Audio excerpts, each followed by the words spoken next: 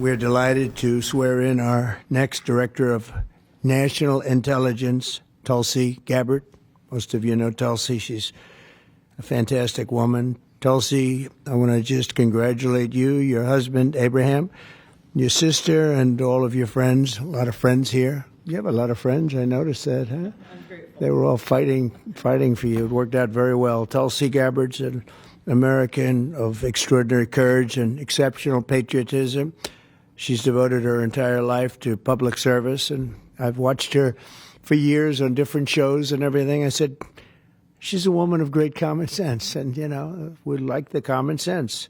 It's a word that's being used a lot. I think we started it in terms of politics, but it's a word that's used a lot. It's usually pretty effective, too, and you really are. I've watched you even on Larry King.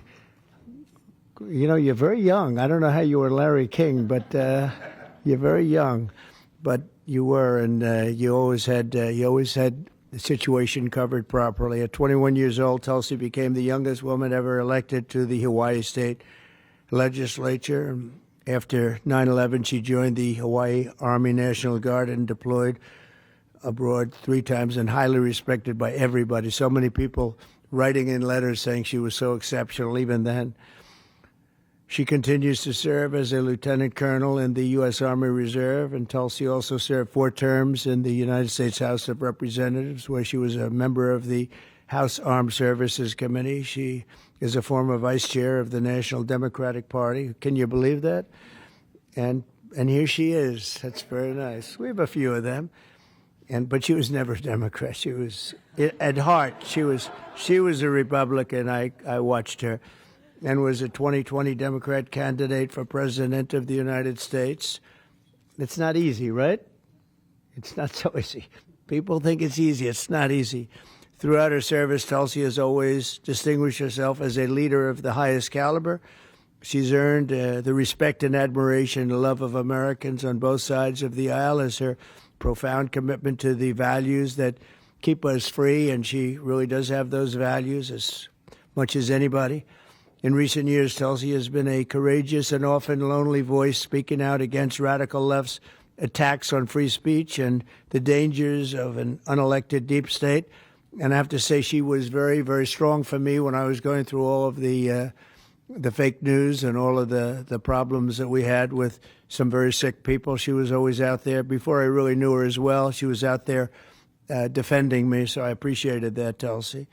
But the threat of a warmongering military-industrial complex and the weaponization of government and governmental people that go out and persecute. They like to persecute people that are innocent. Tulsi herself became a target of that weaponization when she was outrageously placed on a suspected terrorist watch list by the Biden regime. It's a very evil regime after criticizing their appalling abuses of power. And I'm confident that as Director of the National Intelligence, Tulsi will work tirelessly to keep America safe. And she's been doing that her entire career. I think it's going to be a very natural day for you when you walk in. It's just have to keep the way you are. Just stay the way you are.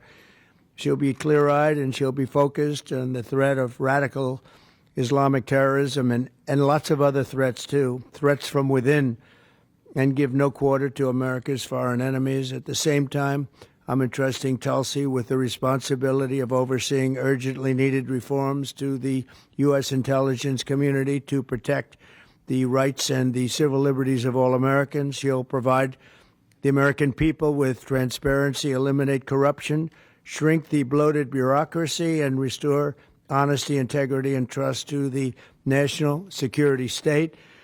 There's only one thing I can say, that there's nobody like her for this job. This was a very easy one for me. She was recommended by some of the top people in that world. It's a little world, you know. It's a little smart world. It sometimes can be an evil world when the wrong people are there, but we have the right one. She's had so many great recommendations. I would say Pam was right up there with her, Pam Bondi. She had a lot. I know her a little bit better, and you're doing a fantastic job after about 3 or 4 days, right? You've had a lot of experience, but you've never seen anything like this, Pam. But you're going to do fantastic as the Attorney General, fantastic. So thank you and congratulations. We did this with Pam a few days ago, and This is again my honor. So congratulations to Tulsi, and I think Pam is going to administer the oath, and when she does that, I'll sign your new certificate. Good. Thank you. Thank you very much, everybody.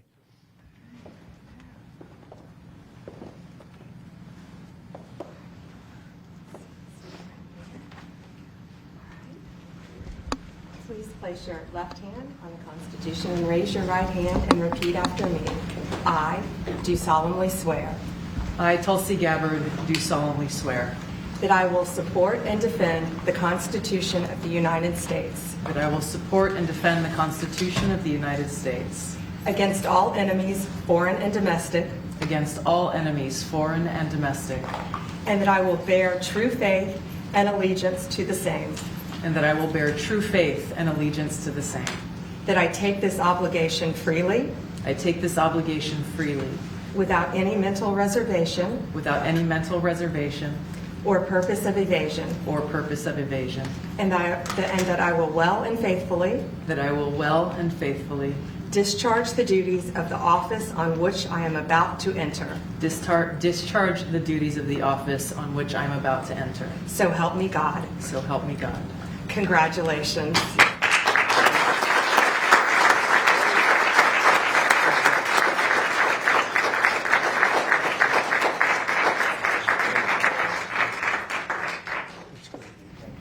It's a big deal. Thank you. Okay. How's the Oval Office looking? A little different look, right? It's the Oval Office. Easy. Okay, we'll get a good one here.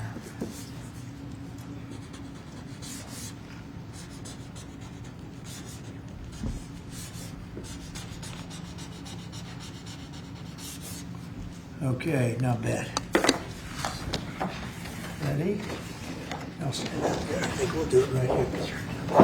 Come on over here, Abraham.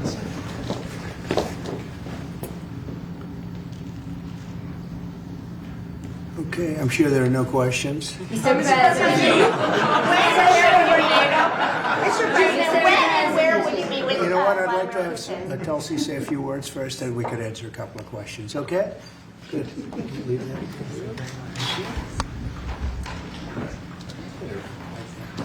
That's good. Mr. President, first and foremost, I just want to say thank you from the bottom of my heart for the trust that you have placed in me to fulfill this critical position as Director of National Intelligence at any time, but specifically during this time. Unfortunately, the American people have very little trust in the intelligence community, largely because they've seen the weaponization and politicization of an entity that is supposed to be purely focused on ensuring our national security. So I look forward to being able to help fulfill that mandate that the American people delivered to you very clearly in this election, to refocus our intelligence community by empowering the great patriots who have chosen to serve our country in this way and focus on ensuring the safety, security, and freedom of the American people. As you've said, Mr. President, this is what I've dedicated my life to, and it is truly humbling to be in this position, to serve in your administration, help to rebuild that trust, and ultimately to keep the American people safe. Last thing I'll mention, that in your National Prayer Breakfast speech, you made a statement about your legacy of wanting to be remembered as a peacemaker. I know that I can speak for many of my fellow service members who are here today, veterans, Medal of Honor recipients, how deeply that resonates with us. For those who volunteer to put their lives on the line when duty calls, but to have a President and Commander-in-Chief who recognizes the cost of that sacrifice and ensuring that war is the last resort, not the first. So thank you for your leadership on behalf of my friends here and all who wear the uniform. We're grateful. Thank you. Congratulations. Thank you.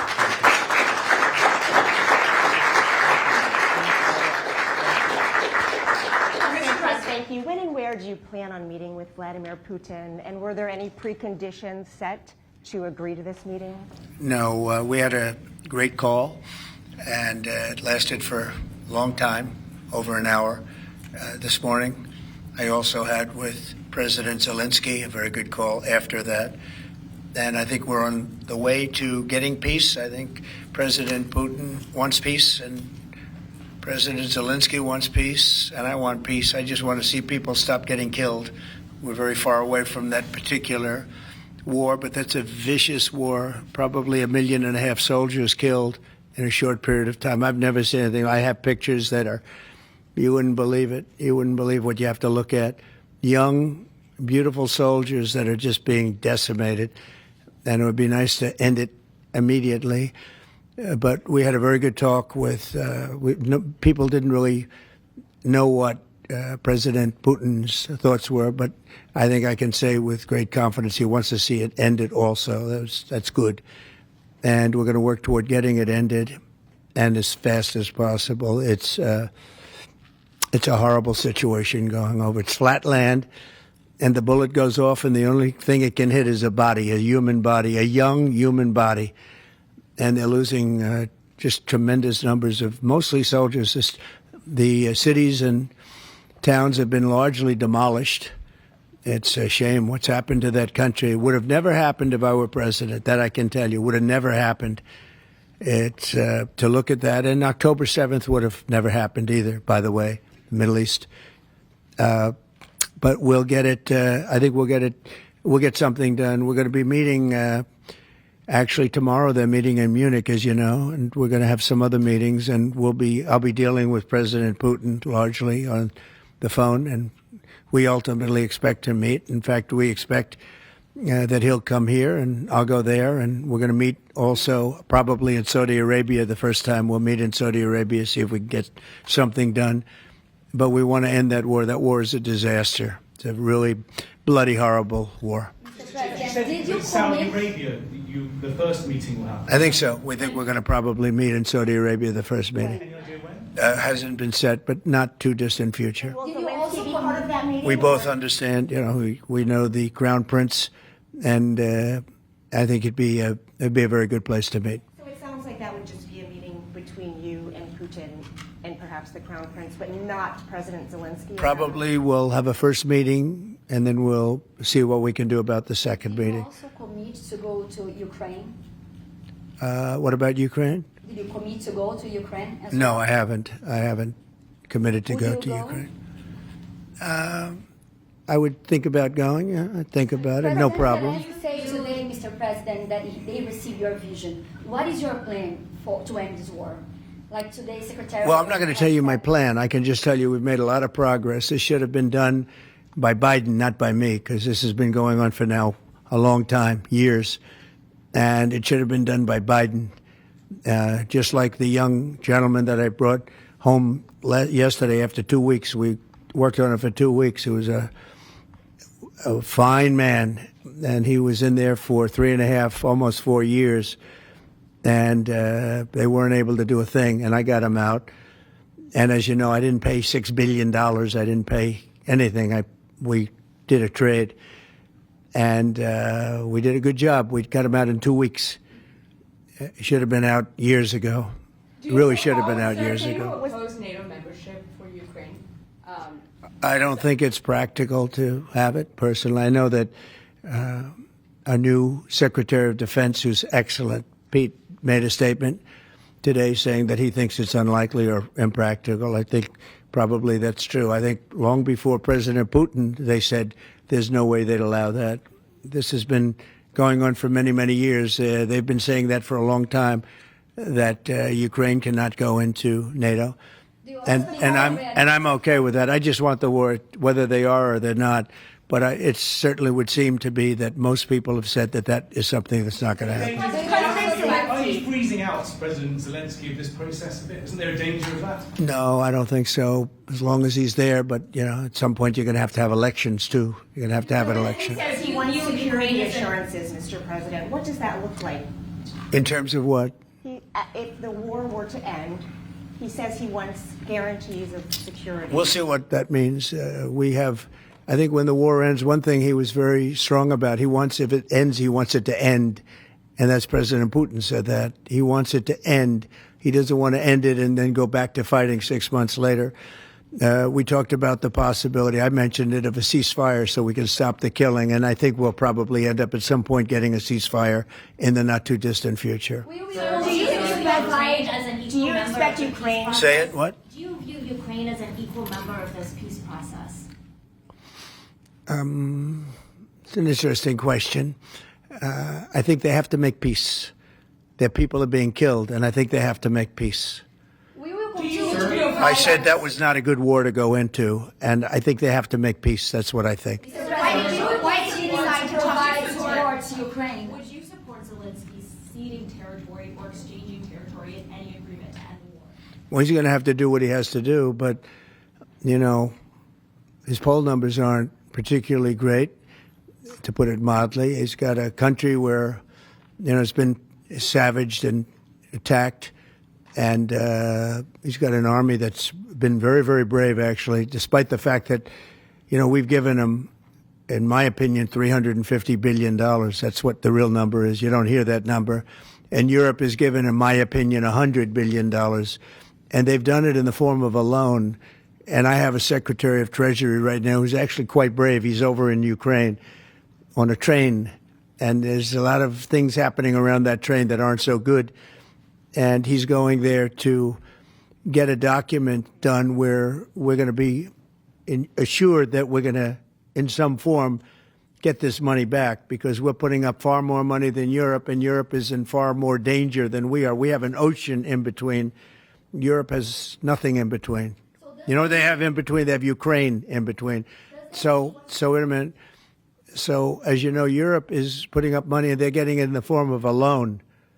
And the United States under Biden didn't do loans. They just handed money every time somebody walked in from Ukraine. They just handed them money foolishly. This should have never happened. It should have never started. And once it did, other things should have happened. Other things should have taken place. So we're getting security on our money. We're going to have it secured by, they have rare earth, and they have oil and gas, and they have a lot of other things. And we're asking for security on our money. How long does Zelensky have? They've agreed to it. Ukraine has agreed to it. Does that mean you are not sending any more aid to Ukraine? No, we are, but we want it secured, and the money is going to be secured. When would the U.S. stop sending funding? When would the U.S. stop sending funding? Because if we didn't do that, then Putin would say he won. We're the thing that's holding it back, and frankly, we'll go as long as we have to go, because we're not going to let the other happen. But President Putin wants to have peace now, and that's good. And he didn't want to have peace with Biden.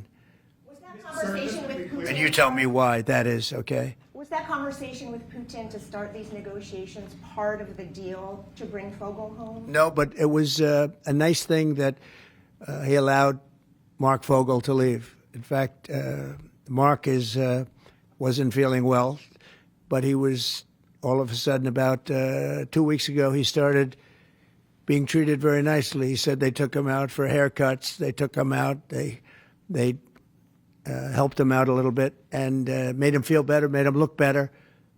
And they were nice to him. And he said, I saw something happening. And it coincided with when I came into office.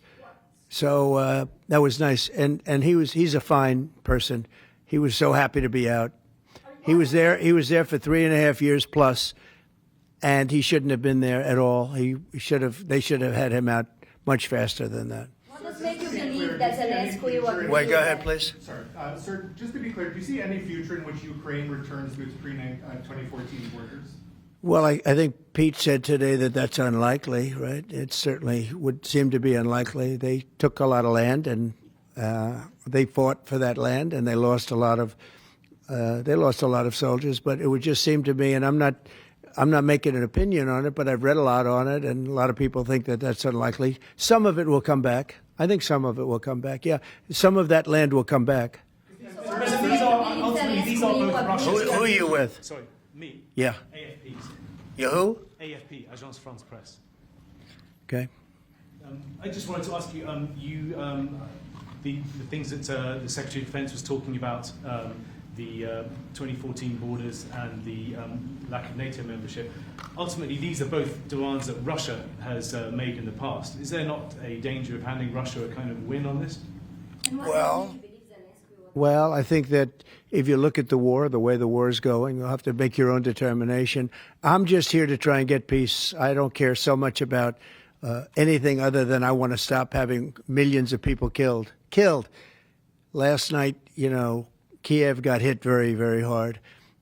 I want to see people stop getting killed. That war is ridiculous. It should have never happened, and it would have never happened. Yeah, a couple of more questions. Are you planning to sign today? Are you planning to sign an executive order on reciprocal tariffs, sir? Yes, I am. In fact, I may do it today, and if I do it today, I could almost do it right now. Would you like me to talk about it now?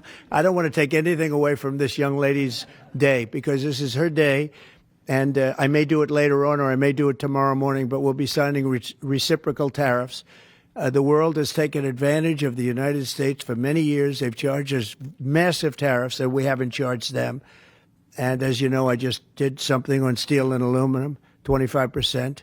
That'll go up at some point, but 25%, which will level the playing field quite a bit. I did it previously 50%, and Obama was very weak, and Biden was even weaker on steel. The steel was just absolutely, it really started with Obama. The world really took advantage of us, and then that morphed into Biden. And what they did was he was so worried about trying to attack his political opponent that he didn't know what he was doing with respect to countries taking advantage. He should have looked at the countries, both friend and foe, taking advantage of us. So we're going to be doing reciprocal tariffs, which is whatever they charge, we charge, very simply. But we're going to be... Considering exemption, talk about widespread fraud and abuse. Oh, yeah, When will Attorney tremendous fraud. There's tremendous fraud. And it's hard to believe that you can have that kind of fraud.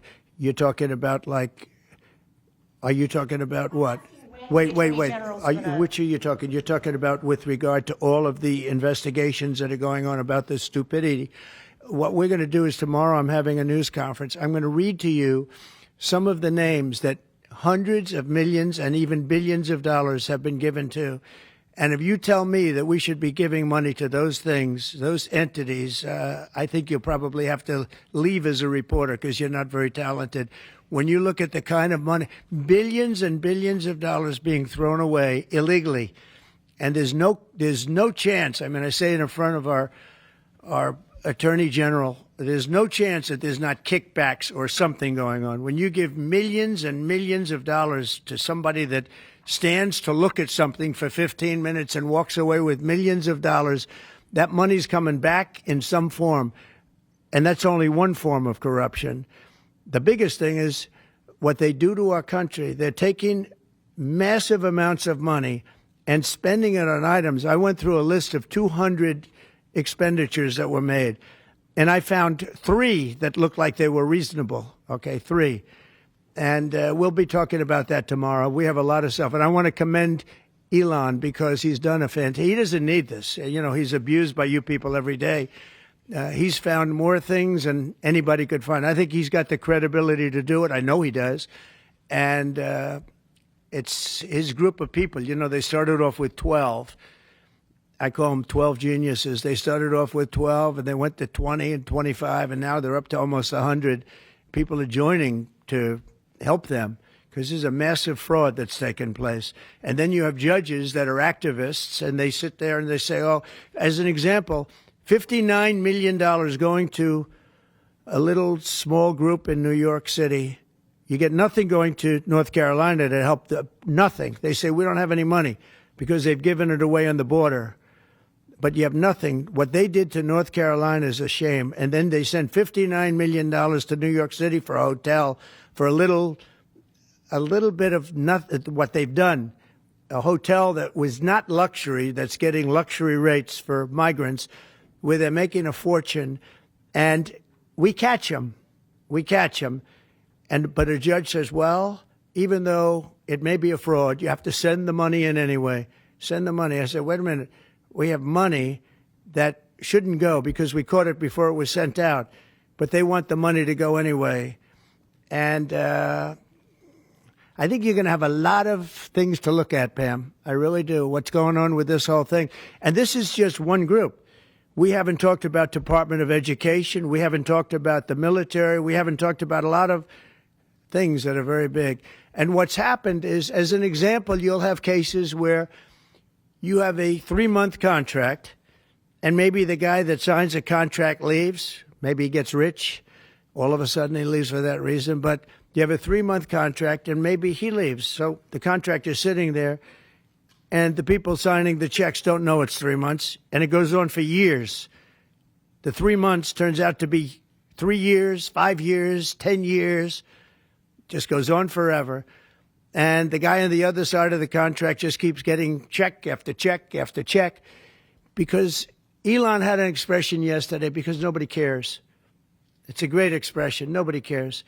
The guy that signed the contract didn't care. Maybe there, may not be there, maybe crooked, who knows. But you have to care. Otherwise, you can't really run a thing like that, or you can't run a country, really, because there's so many transactions, thousands and thousands of transactions. And if you don't have people that care, you're going to lose control. And that's what's happened, and we've caught it. Now, what we caught is billions and billions of dollars, but it's a tiny fraction of the real number, because you can never catch the real number, because people have gotten away with tremendous amounts of money. But I said we have to make our government smaller, more efficient, more effective, and a lot less expensive. And we could find $1 trillion, but we're being hindered by courts where they file in certain courts where it's very hard to win. And a judge will stop us, and a judge will say that it doesn't make any difference what you find. You just keep paying the money. That's a hell of a way to be. And I follow the courts. I have to follow the law. All it means is that we appeal. But that gives people time to cover their tracks. And that's what they do. So it's a very bad thing that's taking place. But hopefully, if the courts, hopefully the courts will be fair. They don't have to be very fair. They just have to be a little bit fair, because this is so egregious what's taken place. Nobody's ever seen anything like it. Nobody's seen numbers like this. These are massive numbers. $9 million for somebody to go and stand in a store and see how people shop. Okay? I mean, you take a look at these things. It's a disgrace. And then you have a country that we want to make America great again. It's very hard to make America great again when you have things like this. And you're going to see the same thing. Department of Education is going to be a disaster. The military, I mean, I see it. Look, I came in, they had a contract done, as you know, for $5.7 billion for airplanes.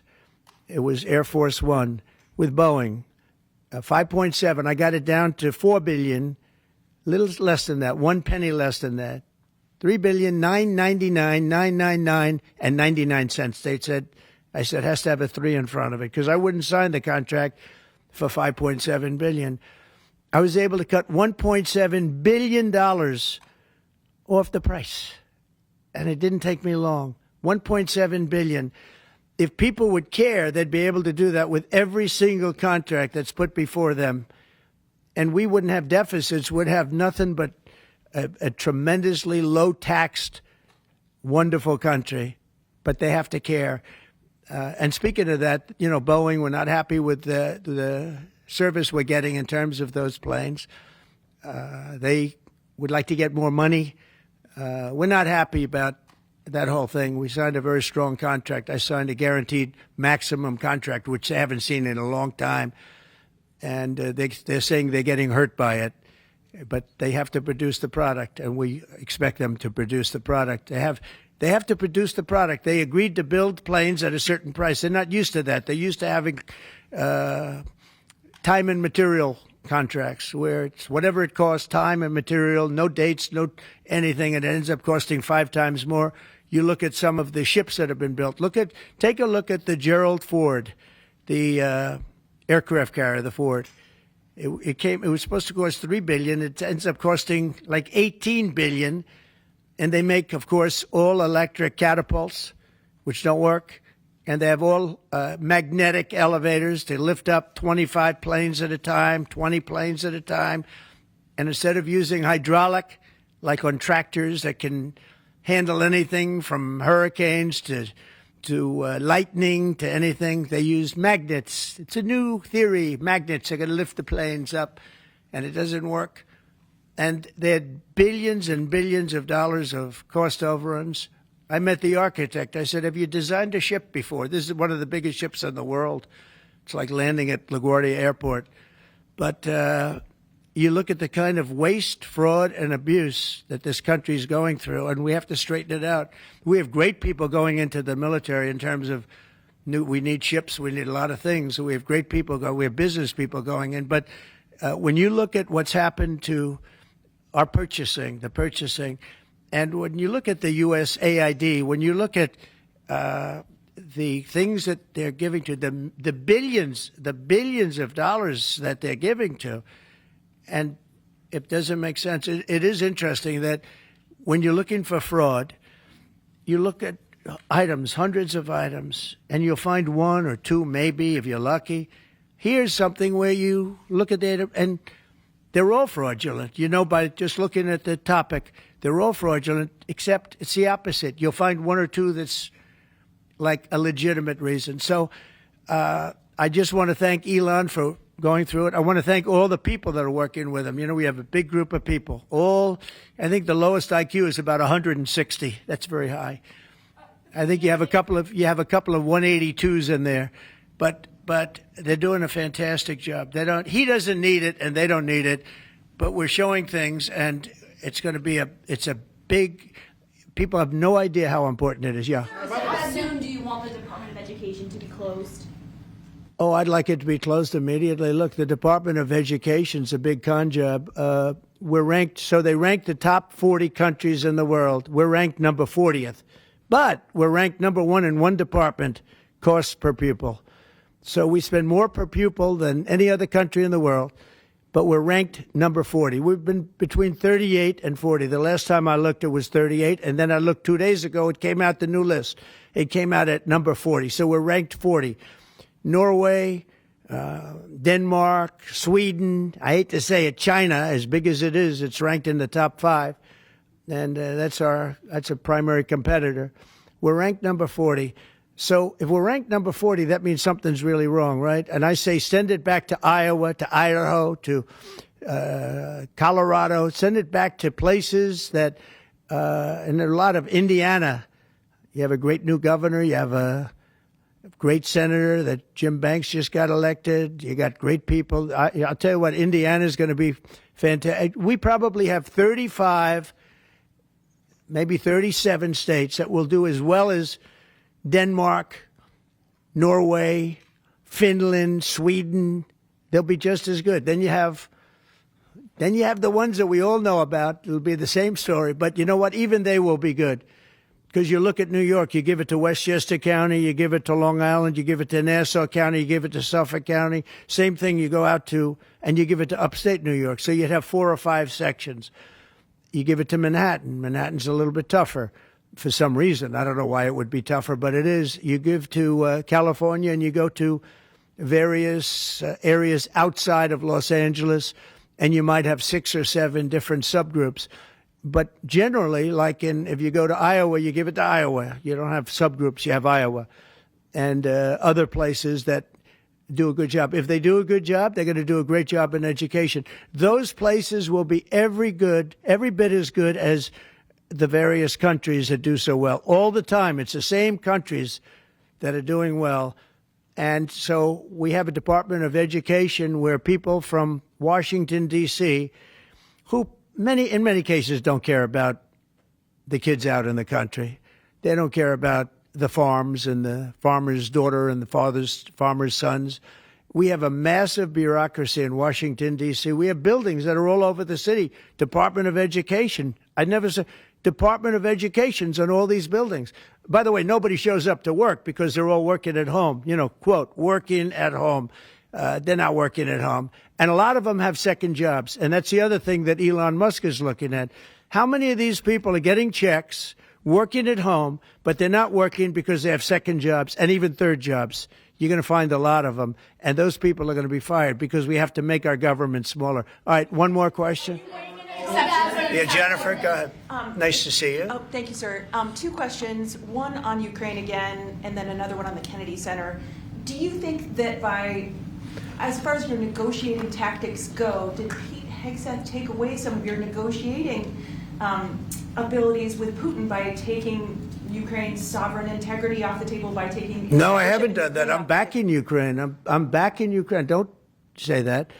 I'm approving, but I do want security for our money. You know, Europe is getting security. You know that, right? They're giving their money in the form of a loan. Nobody knows that. And why are we at 350 billion and Europe, which doesn't separate with an ocean like we do, we have a little thing called an ocean in between. Why is it that Europe is paying 200 billion less than us to help Ukraine? Very similar size. If you add up all the European countries, it's a little bit smaller than the U.S. in terms of the economy. Why is it that they're not paying the kind of numbers that they should be paying?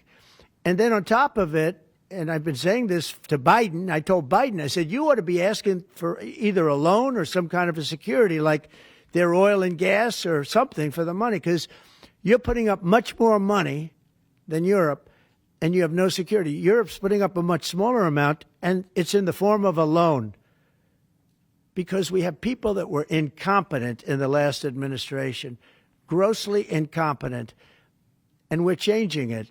But we change it, and all we do is we get hit by lawsuits from the radical left all the time. But here we are. We stand, and I guess we've done okay. Thank you very much, everybody. Thank you. Thank you. Quickly, let's go.